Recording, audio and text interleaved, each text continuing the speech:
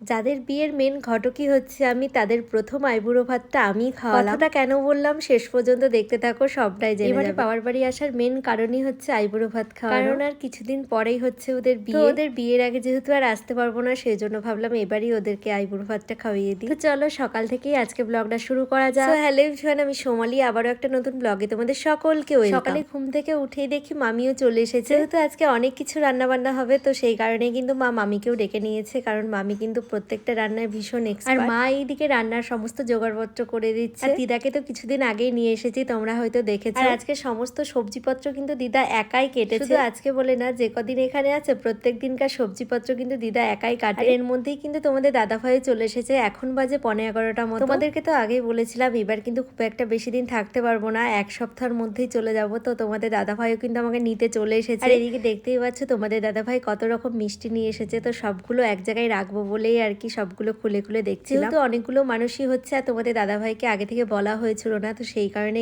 কয়েকটা ক্ষীরমালাইয়ের বাটি কম পড়ছিল। তো সেই জন্য কিন্তু এখান থেকে কয়েকটা ক্ষীরমালাইয়ের বাটি আর 5 রকমের আরো কিছু মিষ্টি নিয়ে এসে দিল। আমাদের এখানে কিন্তু ফ্লেভারের মিষ্টি একদমই পাওয়া যায় না, সেই জন্যই কিন্তু যতবার এখানে আসি আমি কিন্তু বেথুয়া থেকেই মিষ্টি নিয়ে আসি। ওখানকার মিষ্টি শুধু দেখতে ভালো এটাই শুধু নয়, খেতেও কিন্তু ভীষণ টেস্টি। আর এদিকে রান্নাঘরে এসেই দেখি ফ্রাইড রাইসও হয়ে গেছে। তো মামি কিন্তু সব মশলাপত্র দিয়ে মিক্স করে নিচ্ছিল। এবারে অনেকেই বলতে পারো যে আমি আইবুড়ো ভাত খাওয়াচ্ছি, এইদিকে সবাই বাকিরা কাজ করছে আর আমি ভিডিও করে বেড়াচ্ছি, এরকমটা না। আমিও কিন্তু অনেক কিছু গুছিয়ে গাছেই দিয়েছি, সেইগুলোর আর ভিডিও ক্লিপ নেওয়া হয়নি। হ্যাঁ, এটা ঠিক, মা না থাকলে আমার পক্ষে একদমই সম্ভব ছিল না এত কিছু রান্না বান্না করে আইবুড়ো ভাত খাওয়ানো। আর এখন যে পাসগুলো দেখতে পাচ্ছ, এগুলো হচ্ছে আমার বিয়ের সময়কার পুরো 650 থেকে 700 মানুষ হয়েছিল। তো অতগুলো পাস কিন্তু কেনা হয়েছিল। তারপরে কিন্তু ভুল করে আবার ডেকোরেশন আলাদের আবার নতুন করে অর্ডার দেওয়া হয়েছিল মুখশুদ্ধি। ওই সময়টাই কিন্তু পাসের কথা একদমই কারণ মাথায় ছিল না, সেই জন্য নতুন করে যে মুখশুদ্ধিগুলো অর্ডার দেওয়া হয়েছিল সেগুলোই কিন্তু সবাইকে দেওয়া হয়েছিল। আর এগুলো কিন্তু থেকেই গেছে, তো অনেকগুলো খেয়ে শেষ করা হয়েছে, তারপরেও কিন্তু এখনো অনেক আছে। যাই হোক, কিছুক্ষণ আগে কিন্তু পিয়ালি সাহেব দুজনেই চলে এসেছে, যাদেরকে আমি আইবুড়ো ভাত খাওয়াবো। আর মা কিন্তু সমস্ত কিছু রেডি করে ফেলেছে। আর এইদিকে তোমাদের দাদা ভাই সাজিয়ে দিচ্ছিল। সূর্য কিন্তু চলে এসেছে, আর ওকেও মা খেতে দিয়ে দিয়েছিল, কারণ ওর আজকে পিকনিক ছিল। তো সেই কারণে কিন্তু খুব একটা বেশিক্ষণ থাকতে পারেনি। আর সবকিছু যেহেতু সাজানো হয়ে গেছে, সেই জন্যই আর কি দুজন মিলে একটু ছবি তুলে দিচ্ছিলাম। ছবিগুলো পোস্টও করে দিয়েছি, তোমরা যারা যারা দেখো তারা অবশ্যই দেখে এসো। আর আমাদের সবাইকে কেমন লাগছে অবশ্যই কিন্তু কমেন্ট করে জানাও। আর আজকের মেনুতে কি কি আছে চলো সেটাও শেয়ার করে দিই। লাল শাক, 5 রকম ভাজা, তার সাথে মাছের মাথা দিয়ে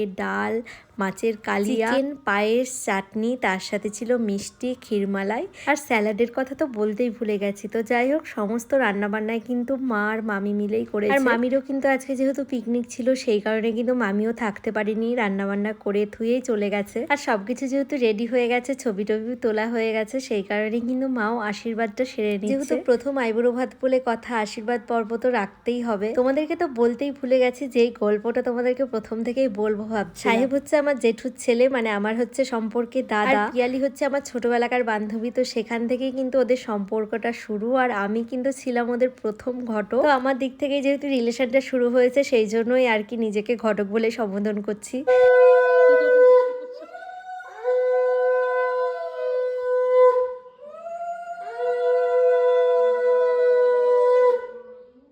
আর আজকের মেনুতে আর একটা ডিশের কথা তো বলতেই ভুলে গেছি, সেটা হচ্ছে ফ্রাইড রাইস। তোমরা হয়তো আগেও দেখেছো, তো যাই হোক তারপরেও আরেকবার বলে দিলাম। দেখতেই পাচ্ছ সাহেবকে আশীর্বাদ করা হয়ে গেলে মা কিন্তু পিয়ালিকেও আশীর্বাদ করে নিল। এবারে কিন্তু বাবাও চলে এসেছে আশীর্বাদ করতে। আশীর্বাদ করার সময় বাবারও কিন্তু কয়েকটা ছবি তুলে দিয়েছে। আর এইদিকে বাবার আশীর্বাদ করা দেখে আমাদের তো হাসিই থামছিল না। সাহেবকে আশীর্বাদ করা হয়ে গেলে এবারে কিন্তু বাবা পিয়ালিকেও আশীর্বাদ করে নিল। তারপরে সোমকেও ডেকে নিলাম, সোমের সাথেও ওদের কয়েকটা ছবি তুলে দিলাম। আমি তো আর আশীর্বাদ করতে পারবো না, সেই কারণে কিন্তু মিষ্টি খাইয়ে দিয়েছে। আর এইদিকে কিন্তু পিয়ালির গিফটটাও পিয়ালিকে দিয়ে দিলাম। কি আছে কিছুক্ষণ পরেই তোমরা দেখতে পাবে। সবকিছু মোটামুটি কমপ্লিট হয়ে গেছে, এখন কিন্তু খাওয়া দাওয়ার পালা। ওরাও খেতে বসে পড়েছে। আর এইদিকে মা কিন্তু তোমাদের দাদা ভাইকে আর আমার 2 ভাইকেও খেতে দিয়ে দিচ্ছে। আমিও মায়ের হাতে হাতে একটু হেল্প করে দিলাম সবাইকে খেতে দিতে, তারপরে কিন্তু নিজেও খেয়ে নিয়েছি। সেই ভিডিওগুলো আর নেওয়া হয়নি। সবার খাওয়া দাওয়া কমপ্লিট হয়ে গেলে এইদিকে কিন্তু পিয়ালির গিফটটা একটু দেখে নিচ্ছিল।